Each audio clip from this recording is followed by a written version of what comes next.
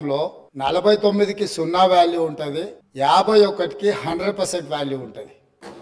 ఎందుకంటే 51% ఓట్లు 51% నెంబర్ ఉన్న వాళ్ళు ప్రభుత్వాన్ని ఏర్పాటు చేస్తారు. 49% ఉన్న వాళ్ళు ప్రతిపక్షంగా కూర్చొని ప్రభుత్వం తీసుకునే పరిపాలనలో నిర్ణయాలను, శాసనాలను సహేతుకంగా విశ్లేషించి సలహాలు, సూచనలు ఇస్తారు. సలహాలు, సూచనలు ఒకవేళ ప్రభుత్వము పెడచెవిన పెడితే నిరసనలు, ధర్నాలు, రాస్తారోకలు చేస్తారు. అవసరమైతే ఆమరణ నిరాహార దీక్షలు చేసిన కూడా సందర్భాలు ఉన్నాయి. ఆ స్పిరిట్ను తీసుకోవాలి తప్ప వాళ్ళు 64 ఉన్నారు, మేము 39 మంది ఉన్నాం, మేము అచ్చోసిన ఆంబోతుల్లాకున్నాం, మేము పోడియంలోకి వచ్చి కుస్తీలు కొట్లాడతాం, ఈ రకమైన భాష వారి గౌరవానికి కానీ ఈ సభను నడిపించుకోవడానికి కానీ సహకరించదు. రెండవ అంశం, పదే పదే గత పాలన గురించి, గత ప్రభుత్వాల గురించి మాట్లాడుతున్నాను. సరే, వారు ఏం మాట్లాడతారు మొత్తం విన్నాక రిప్లై చేద్దాం అనుకున్నాను. కాకపోతే నా రిప్లై కోసం వారు తహతహలాడుతున్నారు. గత పాలనలో యూత్ కాంగ్రెస్ వైస్ ప్రెసిడెంట్గా కల్వకుంట్ల చంద్రశేఖరరావుకు అవకాశం ఇచ్చిందే కాంగ్రెస్ పార్టీ. సింగిల్ విండో డైరెక్టర్గా ఎన్నికల్లో పోటీ చేయడానికి ఇస్తే కాంగ్రెస్ పార్టీ తరఫున నిలబడి ఓడిపోయిందే చంద్రశేఖరరావు. గత పాలనలో ఎంపీగా గెలిపించిందే కాంగ్రెస్ పార్టీ. గత పాలనలో షిప్పింగ్ మినిస్టర్ ఇచ్చిందే కాంగ్రెస్ పార్టీ. ఆ తర్వాత కార్మిక శాఖ మంత్రి ఇచ్చిందే కాంగ్రెస్ పార్టీ. అంతెందుకు ఇక్కడ సభ్యుడు ఉన్నాడు, వారు కూడా వారి కుటుంబ సభ్యులే.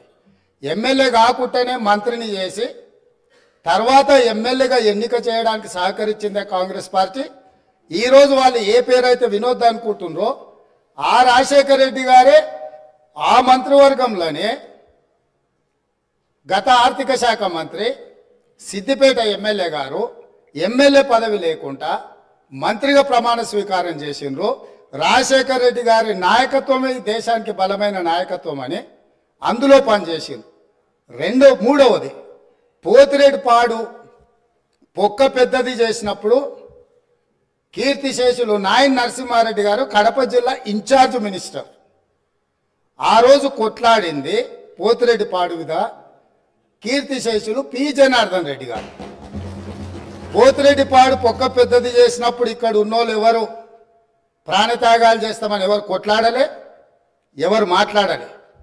సొంత పార్టీ, సొంత ప్రభుత్వం ఉన్న తెలంగాణ ప్రజల హక్కులను భంగం కలిగించొద్దు, కృష్ణానది జలాలలో మా వాటా మాకు ఉండాలి, మా వాటాను ఎవరు తీసుకెళ్ళినా మేము ఒప్పుకోము అని కొట్లాడింది ఆనాటి నాయకుడు పి జనార్దన్ రెడ్డి గారు మాట్లాడిండ్రు తప్ప వీళ్ళు కాదు. కాబట్టి ఈరోజు వీళ్ళందరూ ఏ పాలకుల గురించి మాట్లాడుతున్నారు, ఆ పాలకులు ఇప్పుడు మాట్లాడుతున్న పెద్దలు ఎట్లెమ్మెల్యేనరు? వాళ్ళ తండ్రి గారి గురువైన చంద్రబాబు నాయుడు గారి పార్టీతో పొత్తు పెట్టుకుంటే ఆ పార్టీ మద్దతుతో ఆ కడవ కప్పుకొని సిరిసిల్లలో కష్టపడి పనిచేసి నిర్మించుకున్న చీమలు పెట్టిన పుట్టలో పాములు దూరినట్టు కేకే మహేందర్ రెడ్డి అక్కడ పార్టీని నిర్మించుకొని తెలంగాణ ఉద్యమంలో పాల్గొని తెలంగాణ ఉద్యమంలో ముందు భాగం నుండి నిలబడి కొట్లాడితే ఎన్ఆర్ఐ అంటే నాన్ రిలయబుల్ ఇండియన్ కింద మేనేజ్మెంట్ కోటాలో ఇక్కడికి వచ్చి టికెట్ తీసుకొని అక్కడ ఆ కేకే మహేందర్ రెడ్డి గారిని అన్యాయం చేసి ఈరోజు ఇక్కడికి వచ్చిండ్రు. కాబట్టి ఈరోజు గతం గురించి అధ్యక్ష, ఒకవేళ మా మిత్రులకు వాళ్ళకు అంతగా గతం గురించి చర్చించాలనే ఆలోచన ఉంటే ఒకరోజు మొత్తం తమరు సమయం ఇవ్వండి. తప్పకుండా జూన్ 2, 2014 కంటే ముందు జరిగిన 55 సంవత్సరాల పరిపాలన మీద సంపూర్ణమైన చర్చ ఇక్కడ పెడదాము. ఈరోజు ఇక్కడ జరుగుతున్న చర్చ జూన్ 2, 2014 నుంచి జరిగిన పరిపాలన, చేసిన విధ్వంసము, నాయకత్వం యొక్క వ్యవహార శైలి మీద మనం ఈరోజు మాట్లాడుకుంటున్నాము. కాబట్టి వారికి గతం గురించి చర్చించాలనే కోరిక ఉంటే మాకు ఎలాంటి అభ్యంతరం లేదు. గతంలో జరిగిన పరిపాలనలో ఇక్కడున్న వాళ్ళకి చాలా మందికి పాత్ర లేకపోవచ్చు, కానీ అక్కడున్న వాళ్ళకు చాలా మందికి పాత్ర ఉంది. ప్రత్యక్షంగా మంత్రులు చేసిండ్రు. అక్కడ ఉన్న నాగేందర్ గారు, ఆ పక్కనున్న శ్రీనివాస్ యాదవ్ గారు, ఆ పక్కనున్న హరీష్ రావు గారు, అక్కడున్న కడియం శ్రీహరి గారు, ఆ పక్కనున్న పోచారం శ్రీనివాస్ రెడ్డి గారు, ఆ పక్కనున్న గంగుల కమలాకర్ గారు, అన్ని పేర్లు మొత్తం అన్ని లిస్టు చదువుతా. వీళ్ళందరూ కూడా ఈరోజు వారు ఏదైతే పాపాలు జరిగినాయి అంటున్నారో ఆ పాపాలలో సంపూర్ణమైన భాగస్వామ్యం వాళ్ళదే ఉన్నది. వరంగల్ ప్రాంతంలో జరిగిన ఎన్కౌంటర్లకు ఎవరి కారణమని చర్చ ఉంది అధ్యక్ష? ఈరోజు వారే మాట్లాడుతున్నారు. ఏమని గవర్నర్ ప్రసంగంలో మొత్తం కాంగ్రెస్ పార్టీ మేనిఫెస్టోని పొందుపరిచిండ్రని చాలా సీనియర్గా పనిచేసిండ్రు మంత్రులుగా. గవర్నర్ గారి ప్రసంగము పార్టీ యొక్క ఎన్నికల మేనిఫెస్టోను మంత్రివర్గంలో చర్చించి మా ప్రభుత్వం యొక్క భవిష్యత్ కార్యాచరణను మంత్రివర్గం ఆమోదం చేసిన తర్వాతనే గవర్నర్ గారు ప్రసంగిస్తారు. పరిపాలనలో అనుభవం ఉన్న వాళ్ళు, గతంలో ఈ రకమైన నిర్ణయాలు చేసిన వాళ్ళు కూడా ప్రజల్ని తప్పుదోవ పట్టించడానికో లేకపోతే వాళ్ళ యజమానులను సంతోషపెట్టడానికో ఎందుకు మాట్లాడుతున్నారో నాకైతే తెలియదు. నేను సభ్యుడికి సూచన చేస్తున్నా.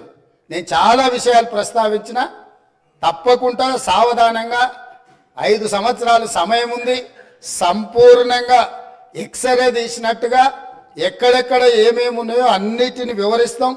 మా ఆర్థిక మంత్రి గారు, డిప్యూటీ సీఎం గారు జరిగిన విధ్వంసం ఏంది, ఆర్థిక నేరం ఏంది, అన్ని విషయాలు ఈ సభలోనే తమరి అనుమతి తీసుకొని చర్చకు పెట్టి వాటన్నిటిని విశ్లేషిద్దాం. మేము సిద్ధంగా ఉన్నాం. సంవయనం పాటించి ఈరోజు గవర్నర్ గారి ప్రసంగానికి సంబంధించిన మీకు మనసు ఉంటే, తెలంగాణను అభివృద్ధి చేసుకోవాలన్న ఆలోచన ఉంటే అభినందిస్తూ మీరు ముందుకు రండి. లేదు మేము ఇట్లనే ఉంటామంటే పిల్లి శాపనార్థాలకు ఉట్లు తెగిపడవు. ఈ శాపనార్థాలు పెడుతూనే ఉంటారు జీవితకాలం. కాబట్టి దయచేసి ప్రతిపక్షానికి నేను సూచన చేస్తున్నా, మేం పాలకపక్షంగా మా విజన్ డాక్యుమెంట్ని సభలో పెడుతున్నాం. మీరు సలహాలు సూచనలు ఇవ్వండి. సహేతుకమైన సలహాలు సూచనలకు ఎప్పుడు మేము సిద్ధంగా ఉన్నాము. ఎందుకంటే ప్రతిపక్షాలను గౌరవించడం అనే సాంప్రదాయం కాంగ్రెస్ పార్టీకి మొదటి నుంచి ఉంది, ఇప్పుడు కూడా ఉంది. ఆ సాంప్రదాయాన్ని కొనసాగిస్తామని మీ ద్వారా వారికి తెలియజేయదలుచుకున్నాం.